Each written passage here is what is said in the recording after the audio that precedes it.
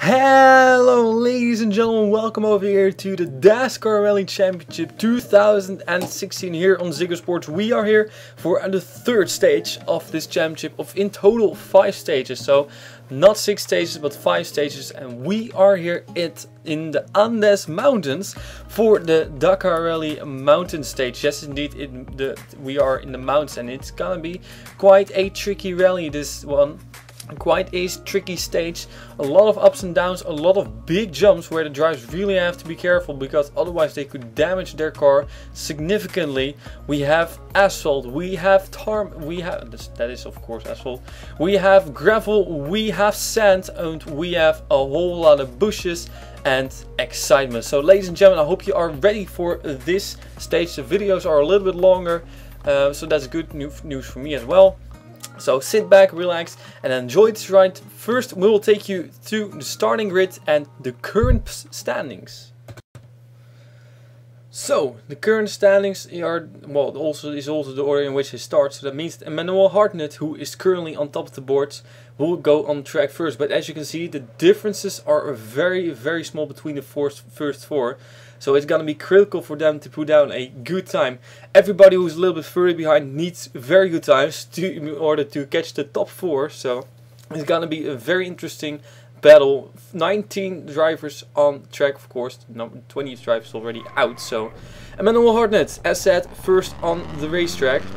And of course this start was a little bit slow, but overall he had a pretty good first bit. This is also a pretty cool turn, and that was a bit wide for Emmanuel Hartnett. Over a couple of jumps, and there is a big jump, and well, this jump is also full throttle, so luckily the car is not damaged over that jump, so these drivers don't have to look out a whole lot. Over a small river, which is the only river crossing we have in this deal, and then onto the gravel. And there we got more gravel. Oh, and that is a very big jump. And he came really squirrely over the jump. That jump is one of the most tricky jumps in this deal. There are a couple of real big jumps. And oh, that was almost into the trees.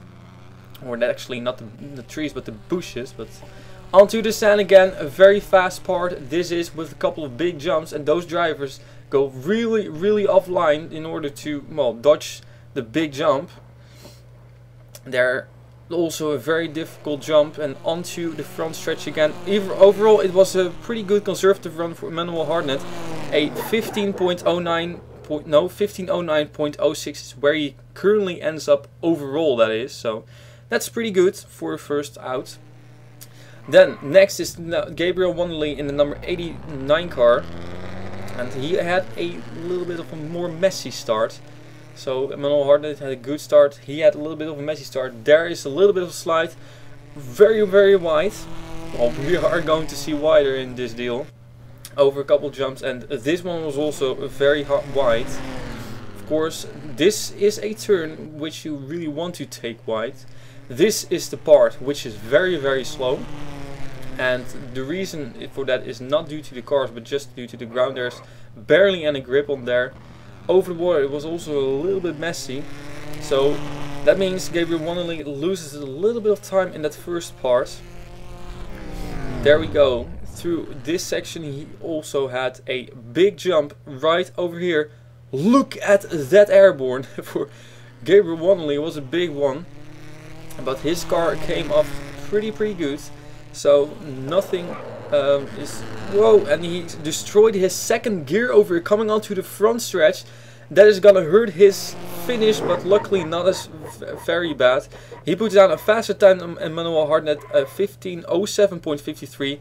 Takes the first place with 1.5 seconds over Hartnett. So the overall, that is, of course. We only mentioned the overall time. So Joshua Michaels is up next. He had a very fast first part, so not very many mistakes for him.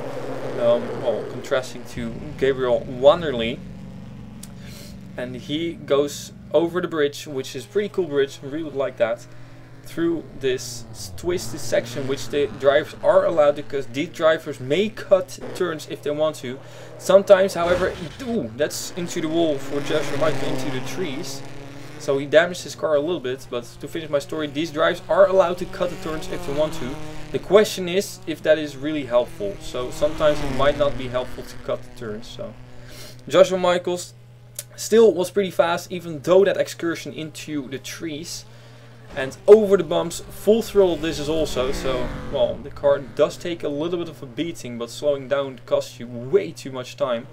And onto the front stretch again, Joshua Michaels goes even faster than Gabriel Wanderley. So once again an improvement, 15:07.28, which is not a whole lot faster than Gabriel Wanderley overall, but still top time for him.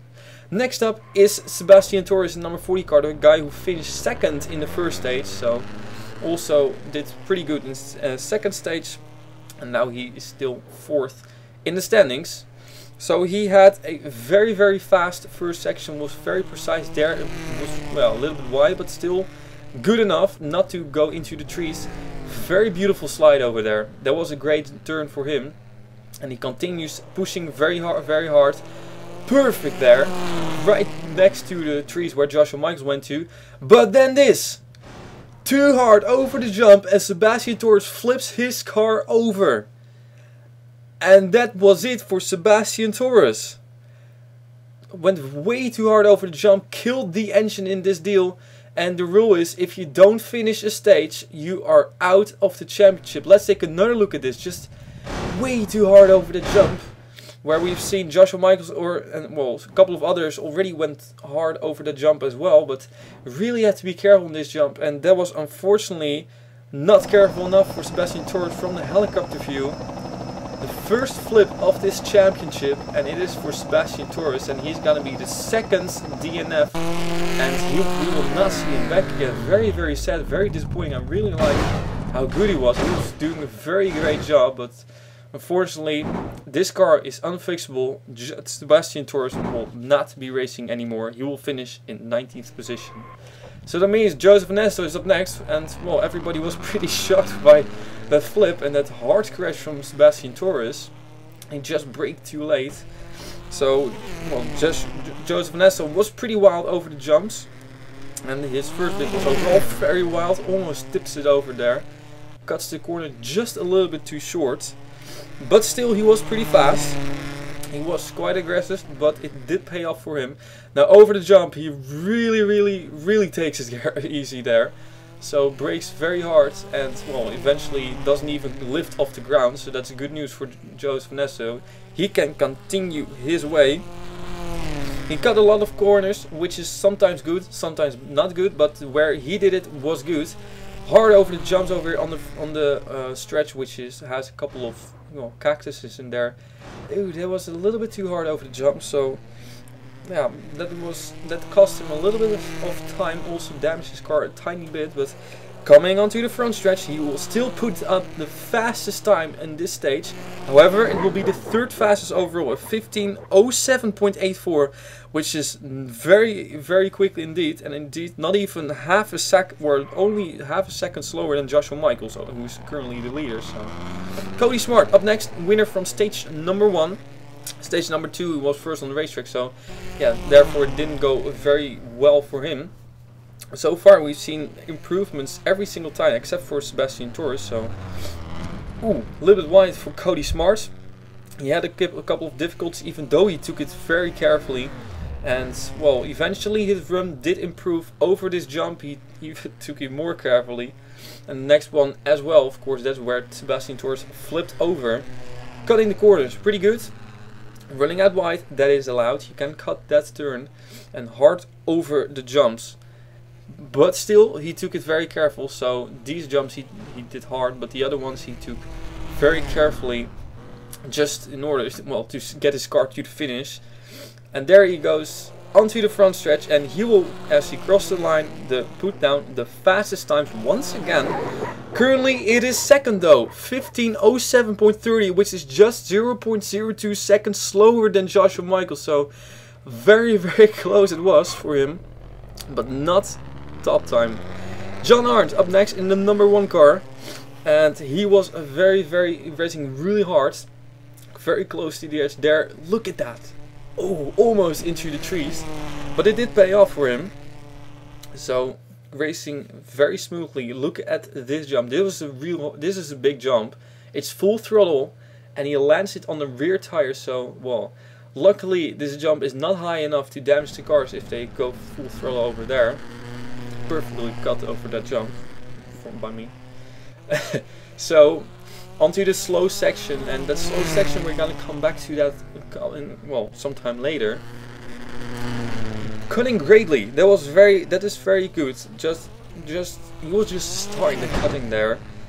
Careful over jumps, very smooth, and still he will put down the fastest time, which is with 1.5 seconds over Cody Smart. He will put the top time as well, 15:06.10, which is even a full second faster than Joshua Michaels. So Nicky Maxwell up next, number 25 car, of course, full stats you'll see at the end.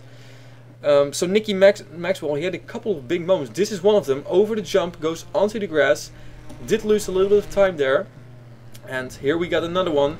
Whoops, up on 2 wheels, lands it on 4 though, so that's good news. And this is what I meant a couple of moments ago. He just takes the banking. That's the slowest section of the track. He takes the banking, gains more speed, but then has a big slide after that. Whoa! Wiggle over there, almost running into that tree, bushes. You don't want to hit that, because that does damage your car. Braking over the jump. Oh, that was a hard landing. But still, well, he still put down a, well, not that very good of a time.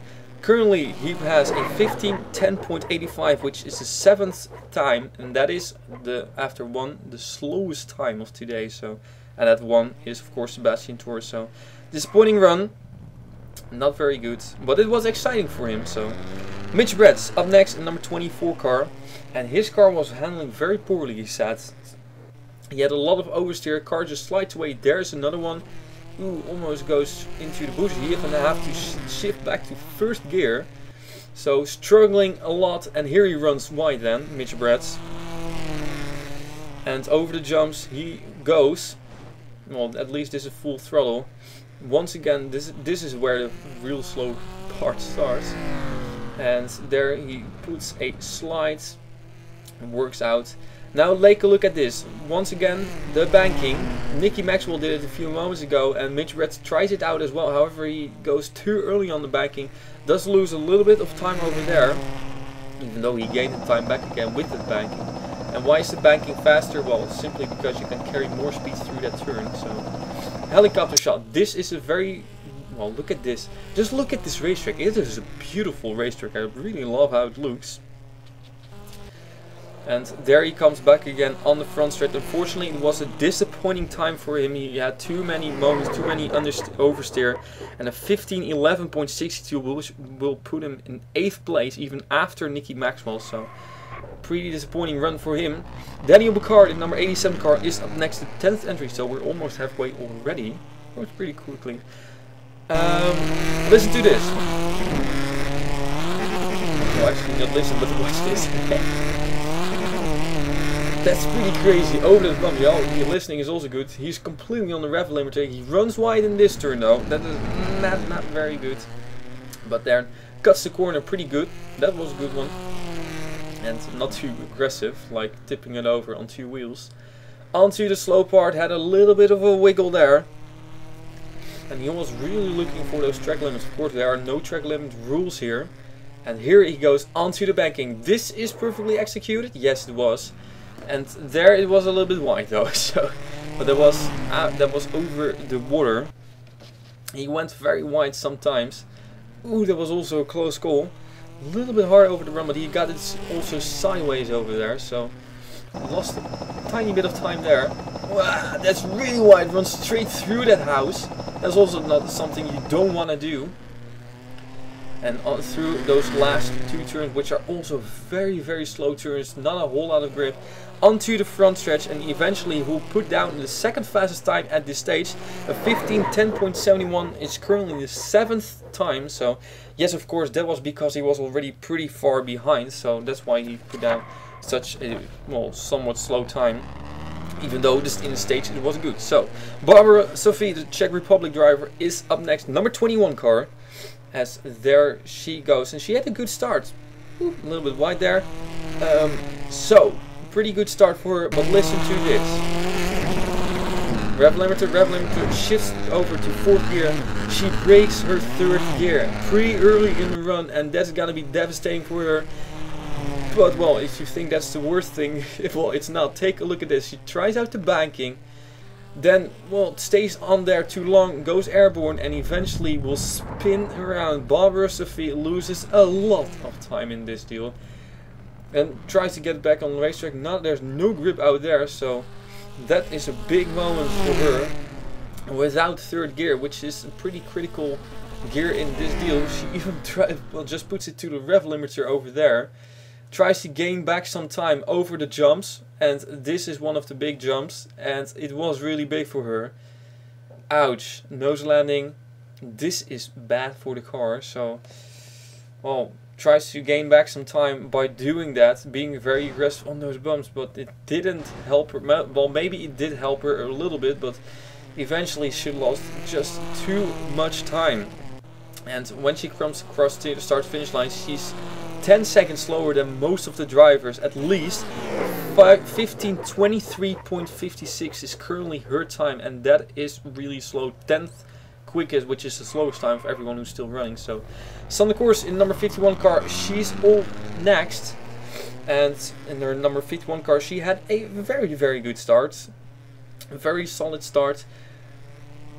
Wide, but perfect. So, well, the problem for her was actually the same problem as for Barbara Sophie. On the rev limiter, exactly the same spot, she brakes exactly the same gear. 3rd gear also gone for her. It is both are Fords, so, well, we don't really know what is going on with these Fords. It's quite dramatic, but at least she did take it much easier in the rest of the run. Didn't try out to gain back a lot of time. Just thought, well, I'm fine. I'm going to continue with 3rd gear and try to make the best of it as possible. And well, being very calmly and smoothly, eventually it did work out. Wow, look at that. Pretty big moment over there. Loses the car, but great car control by her. And eventually she keeps it on track still. Through the last 2 turns, she will come across start finish line right there in a 5th time, and that is without a 3rd gear, guys. That is impressive. She currently is 10th, 13.69, so pretty far behind, but still damage, well, minimal.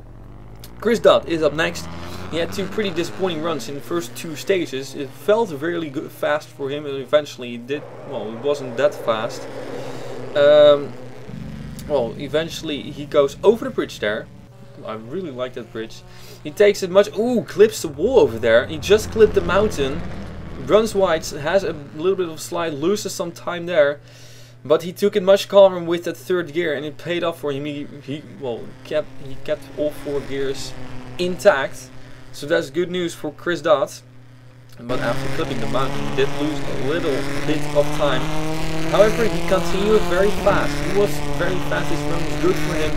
Very smoothly over the bumps. He was careful. He took care of his car, and he was just fast, just flying around. And that's good news for him. Over there, over the bump, over the jump. Ooh. But well, we've seen worse. So Chris Dodd in number 8 car had a good run, but still his time was, well, not very good. 4th quickest currently, so we had not expected him to be much further up. So 13.06, which is 10th position, only 0.6 seconds in front of Sander Koers, so that's quite surprising. Well, that was a very slow start of Nathaniel McGahey, who is up next. And well, he said that he had a huge amount of grip, so Mitch Bretz had no grip at all. He had a lot of grip. Oop, run wide into the trees. It does slow him down, but luckily no damage done to him due to that that excursion through the trees. Well, not really through the trees, but still. He slid a little bit wide over here as well, so this also costed him some time, and this of course was already slowest section. But then he continues on, and 2 turns later he uses this banking to gain back a little bit more speed, and eventually to gain back more time. And it did work out for him, so that was a good move. So he was overall pretty fast. The last section was also very good for him. Big jump over there, pushing very, very hard, cutting this corner very well. And there also big airborne for him. Almost runs it off the track, but still it was fine. Eventually he will come onto the front stretch and he will put down a 15:12.18. So that was 10th fastest time, second fastest in this stage. So a very good time for him. He was only 12/10th of a second slow, 1200th of a second slower than the fastest time. So Zachary Fitzwater, number 39 car, is up next. And well, it seems that the Citroens have a whole lot of speed. As also, of course, John Arndt is currently leading. Look at that, hard over the bumps. He was fast, but he was also very aggressive. Zachary Fitzwater, hard over the jump. Wow, that is late braking, just completely locking the brakes so to slow it down.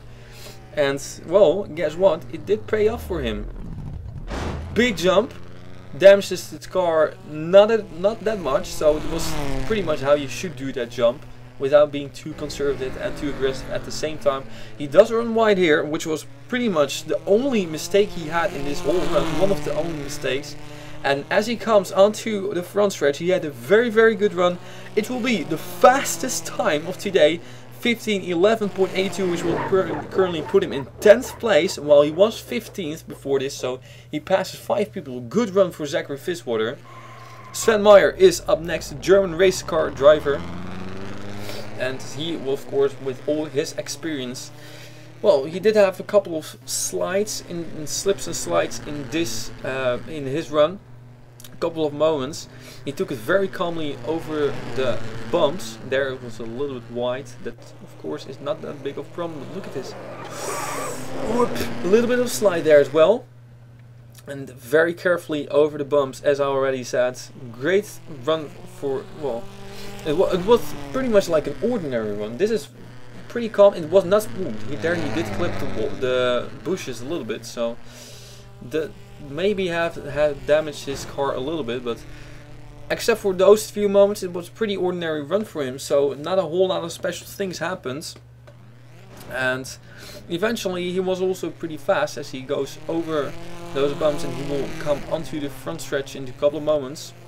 It was a pretty good run, 5th quickest currently, but still a 15.06, which is currently the 14th time. Yeah, he was already pretty far behind, so that's why.